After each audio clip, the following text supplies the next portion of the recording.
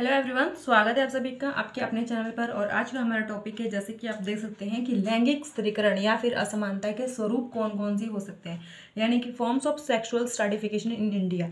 India में जो है लैंगिक स्त्रीकरण या फिर असमानता के वो कौन कौन से स्वरूप हैं जो कि हमें देखने को मिलते हैं।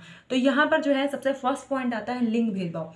तो लिंग भेदभाव जैसे कि आप सभी जानते हैं कि पहले की बात करें या फिर आज की बात करें, जो हमारा समाज है यानी कि जो भारत का समाज है वो कैसा है, वो पितृसत्तात्मक है। और यहाँ पर जो है पुरुषों की प्रधानता ज़्यादा देखने को मिलती है, और आज भी जो है पुरुषों की प्रधानता ही ज़्यादा देखने की मिलती है, ठीक है। और वहीं पे अगर हम स्त्रियों की बात करें तो उनको उनका जो है एक तरीके से अवमूल्यन होता है। वो किस प्रकार से कि जो पुरुष हैं उनसे ऐसी आशा की जाती है कि ये जो है हमारा वंश चलाएगा, यही जो है हमारे कुल को जो है आगे बढ़ाएगा, यही हमारे बुढ़ापे का सहारा बनेगा। लेकिन वहीं पर जो लड़कियां हैं उनसे ऐसी आशा नहीं की जाती। उनसे तो ये आशा की जाती है कि ये जैसे ही थोड़ी बड़ी होंगी इनका जो है विवाह कर दिया जाएगा। इसके बाद जो है लड़कियां हमारे कुल के लिए या फिर हमारे खानदान के लिए किसी भी प्रकार का कोई भी सहारा नहीं करती हैं। इसके साथ साथ जो है और भी कुछ चीज़ें देखने को मिलती हैं, जैसे ही लड़कियां छोटी होती हैं तो उनको जो है मतलब वो सबके साथ खेल सकती हैं, उठ सकती हैं, बैठ सकती हैं। जैसे जैसे वो थोड़ी सी बड़ी होती हैं तो उनके साथ ये भी किया जाता है कि उनको कहा जाता है कि वो लड़कों के साथ ना घूमें, लड़कों के साथ ना रहें, ठीक है। उनकी पढ़ाई लिखाई कहें, उनको मतलब हर चीज़ से जो है अलग किया जाता है। जैसे कि ये माना जाता है कि जो लड़कियाँ हैं वो घर का चूल्हा चौका करेंगी, घर में काम काज करेंगी, ठीक है, घर के काम सीखेंगे क्योंकि उनको विवाह करके जो है कहीं और जाना है। ठीक उसी प्रकार से जो लड़के हैं उनको ये बताया जाता है कि उनको जो है घर के बाहर के काम करने चाहिए, घर से बाहर निकलना चाहिए। तो ये सारी चीज़ें जो है यहाँ पर देखने को मिलती हैं। ठीक उसी प्रकार से है शिक्षा में असमानता। तो शिक्षा में असमानता कैसे देखने को मिलती है? अगर हम वैदिक काल की बात करें तो वैदिक काल में ये था कि जो स्त्रियां हों या फिर पुरुष हों, यानी कि जो बच्चे हों, लड़का हो या फिर लड़की हो, दोनों को ही जो है समान शिक्षा दी जाती थी। उनको जो है आश्रम में जाने का पूरा अधिकार था कि लड़कियां भी जो है आश्रम में जाके शिक्षा को ग्रहण कर सकती थी। लेकिन जैसे जैसे जो है हमारे समाज में धीरे धीरे परिवर्तन आया तो उसके साथ क्या हुआ कि ऐसा माने जाने लगा कि लड़कियों के लिए जो है केवल एक ही संस्कार है, वो क्या है, विवाह। कि इनका विवाह करके जो है इनको भेजना है, ठीक है। लेकिन इसके साथ साथ क्या हुआ, यहाँ पर जो है धीरे धीरे जो स्त्री थी या फिर जो महिलाएं थी उनका जो है शिक्षा के प्रति उनका स्तर नीचे आने लगा। लेकिन जैसे ही मुस्लिम काल आया तो वहाँ पर क्या हुआ, वहाँ पर तो और भी ज़्यादा आपको पता है कि जो मुस्लिम समाज है उसमें महिला को पर्दे में रखा जाता है, ठीक है। उनका क्या कहते हैं बुर्का वगैरह होता है, ये सब चीज़ें होती हैं। तो जैसे जैसे जो है समय बदला, मुस्लिम काल आया तो वहाँ पर क्या हुआ कि महिलाओं से जो है ये पूरा अधिकार ही एक तरीके से छीन लिया गया, क्योंकि ऐसा माना जाता था कि उनको सिर्फ घर में रहना है, घर के कार्य रहने हैं। लेकिन आज के समय में क्या है, आज के समय में ऐसा नहीं है। सभी को जो है समान अधिकार है, सभी को शिक्षा का जो है समान अधिकार है कि चाहे वो लड़की हो या फिर लड़का हो, अपनी इच्छा से जहाँ तक चाहे पढ़ सकते हैं, जो भी प्रोफेशन चाहे वो चूज कर सकते हैं, ठीक है। अब आता है नेक्स्ट पॉइंट, थर्ड पॉइंट, रोजगार में असमानता। तो रोजगार में असमानता कैसे हो सकता है? जैसे कि आपको पता है कि आपके घर में कोई वर्कर महिला होगी या फिर जैसे कि पुरुष भी हैं, वो मतलब कहीं पर काम करते होंगे, तो आपने डिफरेंस देखा होगा। जो महिला की इनकम है, अगर हम प्राइवेट की नॉर्मल बात करें कि उनका जो है काम करने का समय तो ठीक होता है, मतलब ज़्यादा तो होता ही है, लेकिन महिला की इनकम जो है हमेशा कम देखी जाती है। अगर आपके घर में कोई है जो कि प्राइवेट क्या कहते हैं कंपनीज वगैरह में काम करते हैं तो वहाँ पर ये देखा जाता है कि पुरुषों की तुलना में जो है महिलाओं की जो सैलरी होती है वो काफ़ी कम होती है, ठीक है। तो यहाँ पर इस प्रकार से असमानता देखने को मिलती है। और ऐसा माना जाता है कि जो कठिन कार्य हैं वो सिर्फ पुरुष कर सकते हैं, महिलाएं नहीं कर सकती। महिलाओं को जो है सिर्फ कौन से कार्य करने चाहिए, उनको आसान कार्य दिया जाता है। तो इस प्रकार से जो है उनके साथ असमानता देखने को मिलती है। अब आया कि स्वास्थ्य एवं पोषण संबंधी सुविधाओं में असमानता। जैसा कि आपको पता है कि जो स्त्रियां होती हैं यानी कि जो लड़कियां होती हैं वो बचपन से ही उनमें क्या होता है, अस्वास्थ्य या फिर कुपोषण वाली चीज़ें जो है ये सब समस्याएं देखने को मिलती हैं। और जो महिलाएं होती थी वो भी ऐसा सोचती थी कि पहले जो है हम अपने परिवार को खिलाएं, ठीक है, उनको खाना खिलाएं या फिर जो भी चीज़ें हैं उनके लिए रखें। उसके बाद जो बचा खुचा रहता था उसके बाद वो खुद खाती थी, जिसकी वजह से क्या होता था कि वो बीमार पड़ जाती थी। या फिर जैसे कि रात को खाना बच गया, सुबह उस महिला ने सुबह उठ के खाया तो बासी खाना, ठीक है।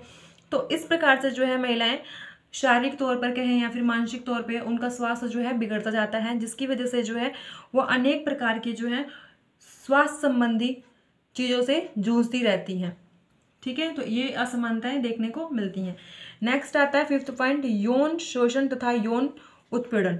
जैसे कि आपको पता है आजकल न्यूज़ में यही चलता रहता है, जब भी आप टीवी खोल के बैठे या फिर कोई भी न्यूज़ चैनल लगाएं तो आप यही सुनेंगे कि इस महिला के साथ ये हो गया, इस महिला के साथ रेप हो गया, ठीक है, या फिर कुछ भी हो सकता है कि छोटी बच्ची के साथ क्या हो गया।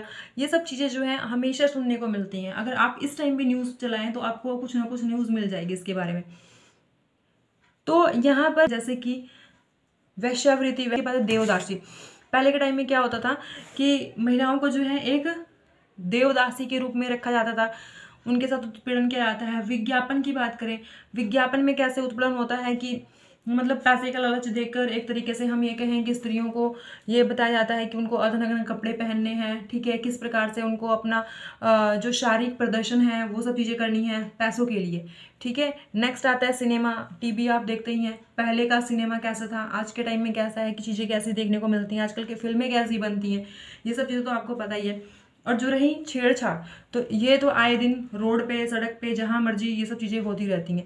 तो आपने ये सब चीज़ें देखा भी है, सुना भी है, और ये सब चीज़ें आपको अच्छे से पता भी है। नेक्स्ट आता है दहेज के कारण उत्पीड़न, कि दहेज के कारण जो है किस प्रकार से उत्पीड़न किया जाता है। ठीक है, तो दहेज के कारण उत्पीड़न किस प्रकार से किया जाता है कि जैसे कि आप सोच सकते हैं, एक लड़की है, उसका विवाह होता है, ठीक है, तो उसका जब विवाह होता है तो क्या होता है कि कुछ लोग ऐसे होते हैं, आज के समाज में भी है, पहले तो ज़्यादा था कि दहेज प्रथा को ज़्यादा महत्व दिया जाता था, आज थोड़ा थोड़ा कम देखने को मिल रहा है, क्योंकि आज के जो पुरुष हैं, महिलाएं हैं, सब जो है जागरूक हो रहे हैं। तो क्या होता था उस टाइम कि जो पुरुष थे, है ना, जो लड़के का परिवार था, वो ये सोचता था कि जो लड़की आएगी उनके घर पे तो अनेक प्रकार के जो है चीज़ें लेके आएगी, ठीक है, सारी सुख सुविधाएं लेके आएगी और पैसा जेवर सब कुछ लेके आएगी, मतलब कि लड़की वाले ज़्यादातर दहेज देंगे।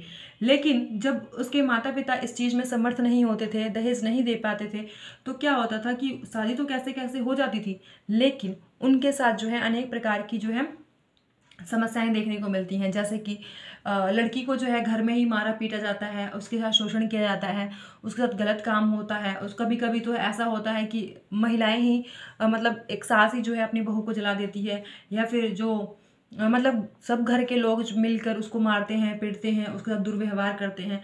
तो ये चीज़ें जो हैं वो दहेज के कारण हमें देखने को मिलती हैं। 6 पॉइंट देखिए, तलाक द्वारा उत्पीड़न। तो तलाक द्वारा उत्पीड़न किस प्रकार से होता है कि मान लो कि महिला घर पे हैं, घर पे काम काज कर रही है, तो कई बार ऐसा होता है कि महिलाएं जो है पैसे का डिमांड करती हैं, ठीक है, या फिर कुछ ऐसा हो कि वो कहती हैं कुछ चीज़ें लेनी है, या फिर कुछ भी है, थोड़ा बहुत झगड़ा भी हो जाए, तो आजकल यही ट्रेंड देखने को मिलता है कि बस डिवोर्स दो, बात खत्म, है ना। तो आज के टाइम में जो है डिवोर्स का ट्रेंड ज़्यादा है। लेकिन यहाँ पर तलाक से उत्पीड़न किस प्रकार होता है कि अगर महिला छोटी सी भी गलती करती है तो उसके लिए भी डिवोर्स उसको देना, या फिर उसको मतलब कि एक तरीके से उसका शोषण करना डिवोर्स के नाम से, ठीक है। ये जो है पुरुष के साथ भी हो सकता है, मैं ये नहीं कह रही कि सिर्फ महिलाओं के साथ होता है। आजकल की जो महिलाएं हैं वो भी इस प्रकार के कार्य करती हैं कि थोड़ी थोड़ी चीज़ों पर जो है अपने हस्बैंड को डिवोर्स देने चली जाती हैं, ठीक है, डिवोर्स का डिमांड करती हैं, उनके डिमांड पूरे नहीं होते तो वो बोलती हैं डिवोर्स के लिए। तो मतलब वो किसी के भी साथ हो सकता है, चाहे वो पुरुष हो या फिर महिला हो।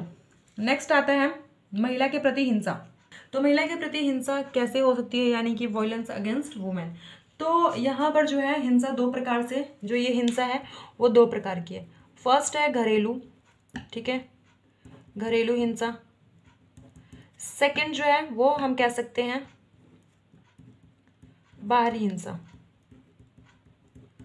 तो घरेलू हिंसा क्या होता है, घरेलू हिंसा वो है जो कि घर यानी कि परिवार द्वारा किया जाता है, जैसे कि पति के द्वारा मारपीट करना, या फिर ससुराल में किसी के द्वारा भी है स्त्री जो स्त्री है उसके साथ दुर्व्यवहार करना, उसके साथ मारपीट करना, धमकी देना।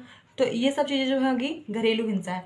वहीं पर अगर हम बाहरी हिंसा की बात करें तो बाहरी हिंसा में आपको पता ही है, महिला आज के टाइम में अगर घर से भी बाहर निकलती है तो अपने आप को जो है सेफ फील नहीं करती। घर के अंदर तो मतलब होता है कि कुछ फैमिलीज हैं जो बहुत अच्छी हैं, जहाँ पर महिला जो है अपने आप को सेफ फील करती है, बट कुछ फैमिलीज हैं जहाँ पर वो सेफ नहीं फील करती।